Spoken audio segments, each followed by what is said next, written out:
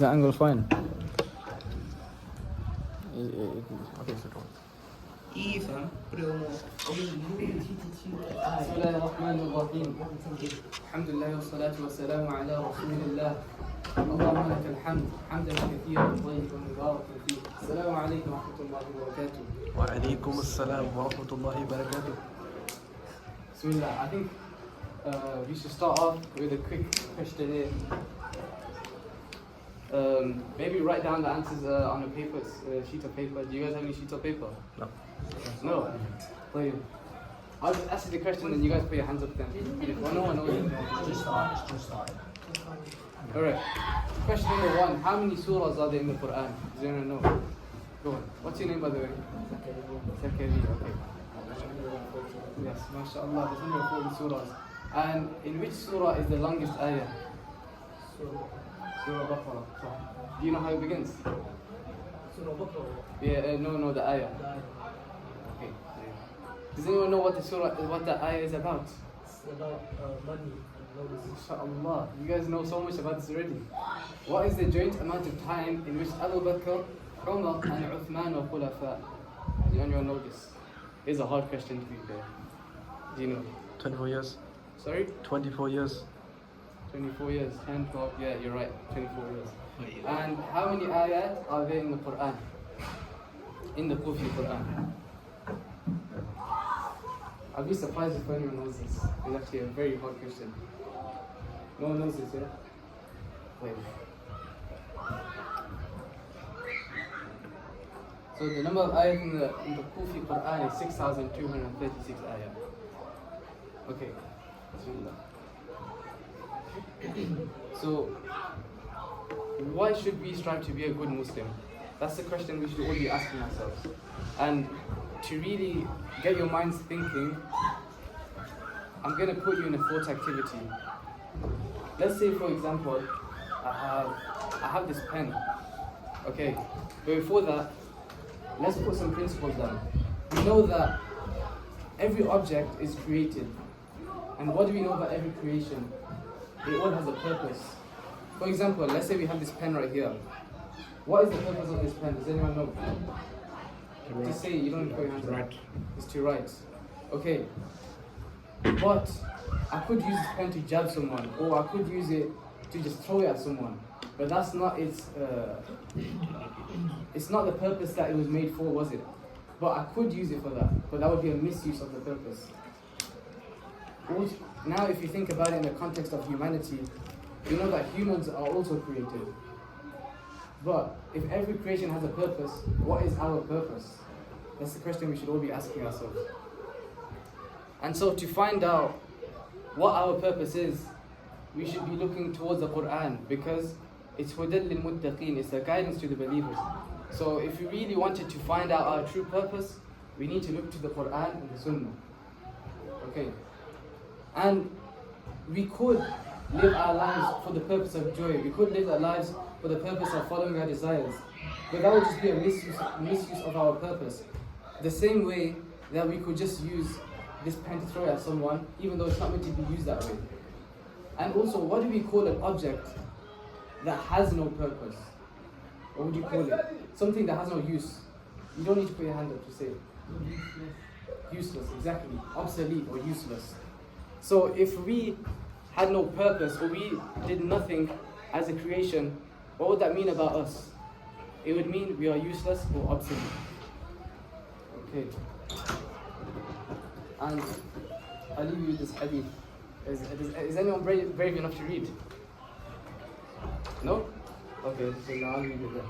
Abu Hurairah reported that the Messenger of Allah sallallahu alayhi wa sallam, may Allah bless him and grant him peace, said, I was sent to perfect good character.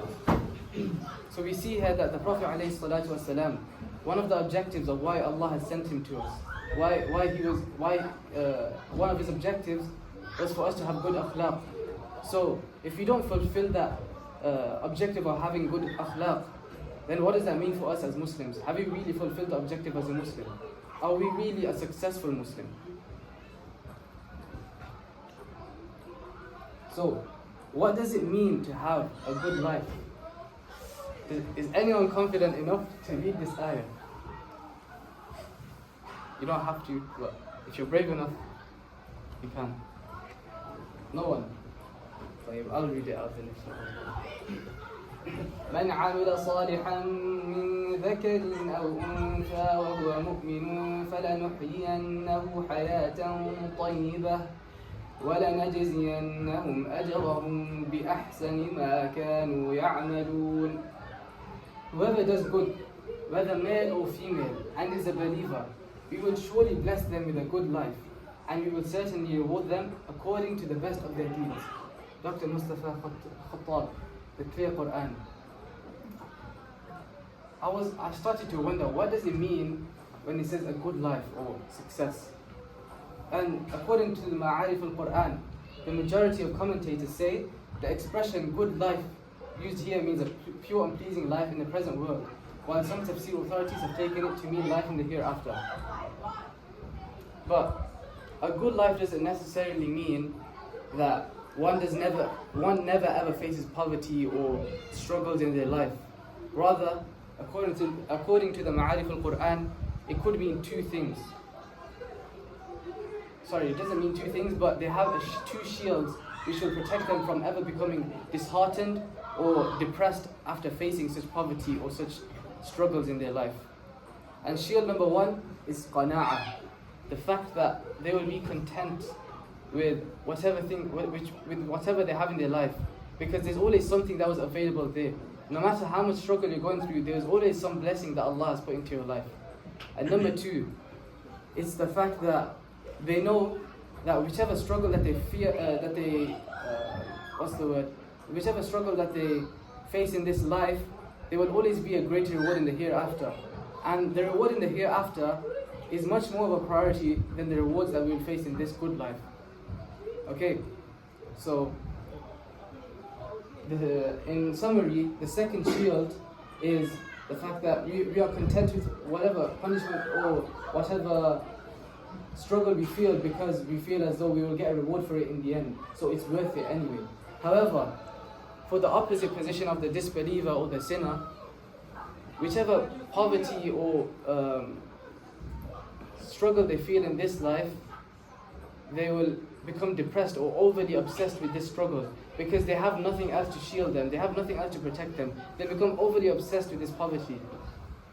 If you look at a disbeliever or sinner who is rather affluent or has a lot of money, they're not facing poverty. Even they will become obsessed with whatever they don't have. They become greedy. They always want more. So even if they're not in poverty, they may even become depressed or may lose their sanity out of greed for wanting more and more. And there's a hadith in which Anas ibn Malik narrated by the Prophet ﷺ, in which if Adam's son had a valley full of gold, he would like to have two valleys, for nothing fills his mouth except dust, and Allah forgives him who repents. So we see here, no matter how much the sinner or the disbeliever has, he will constantly want more and more. This is the nature of Adam's son.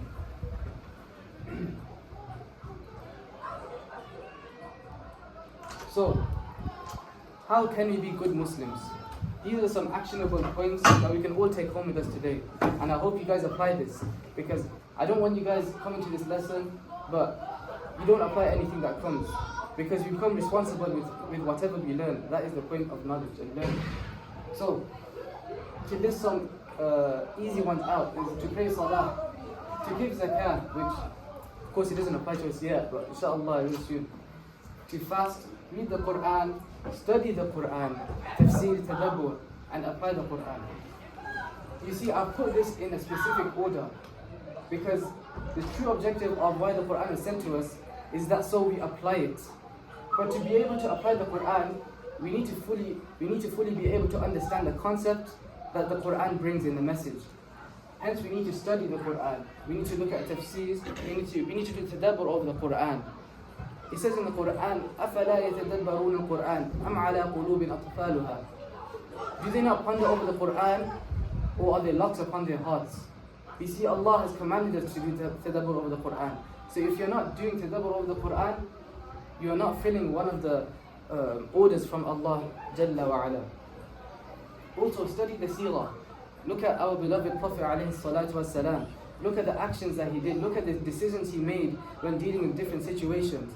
For if you learn from him, the most successful Muslim, the best of creation, then surely we will be able to become successful Muslims, insha'Allah ta'ala.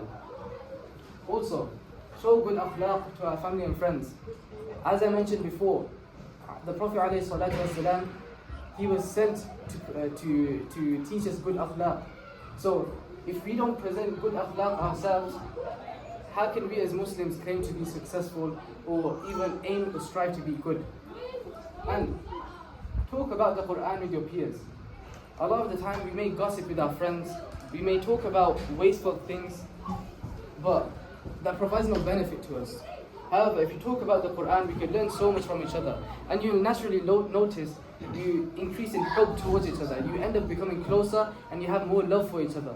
Because you guys are bringing each other closer to Islam and you're bringing each other closer to the Quran. And so, you naturally incline more to those who talk more about the Quran. And one of the last points that I mentioned is do dhikr of Allah and make dua that He makes us all pious believers. Because dhikr is, it says in the Quran, أَلَا بِذِكْرِ اللَّهِ تَطْمَئِنَّ الْقُلُوبِ. By the dhikr of Allah will the heart find coolness or tranquility. So if we wanted to be pious in all situations and have sabr in all situations, make sure to make adhkar to Allah and remember that Allah is in control of all things. So make sure you don't overly obsess with what's bad and you be content and grateful with whatever situation you have ahead of you. And of course there are many more, but if I was going to list them all, we'd be here all day. So, yeah. Now, we look at the plenary and the takeaway. This is the last thing that I want you to take away and remember from the end of this lesson. If you ever lose motivation, remember, we have a goal and a purpose. And every day that goes in which we don't fulfill it, the more useless and obsolete we will become. Okay? And success doesn't always mean wealth, but it can mean gratefulness in this dunya and the akhirah, as I mentioned before. It may not protect you from poverty and struggles, however, it will give you a shield from becoming depressed or disheartened from the poverty and struggles. Number 3, keep the Quran close to your heart, for it is a guide for life. Trust me, the more time you spend with the Quran, the more benefit you will receive from it, the more love you will have. But if you run away from the Quran will not wait for you. The Quran, it does not wait for your respect. If you don't respect it, the Quran will not respect you. And the less time you spend reading the Quran, the lower your iman will be. Okay? So spend time with the Quran, for truly it is a guide to life. And remember to maintain good akhlaq, even in times of hardship. I mentioned this last point, even in times of hardship, because it's easy to show good akhlaq when you're around good people. However, when you're in a time of hardship, that's when it truly tests your character. Because it's easy when you're around good company because they will influence you. But sometimes you may be influenced by bad company. So it's up to you then to protect yourself and maintain your good akhlaq, and that will show your true character. And that I'll end it there. بارك الله فيكم. أقول قولي هذا أستغفر الله لكم ولسائر المؤمنين استغفروه إنه هو الغفور الرحيم. جزاك الله خيرا. أنت إن شاء الله.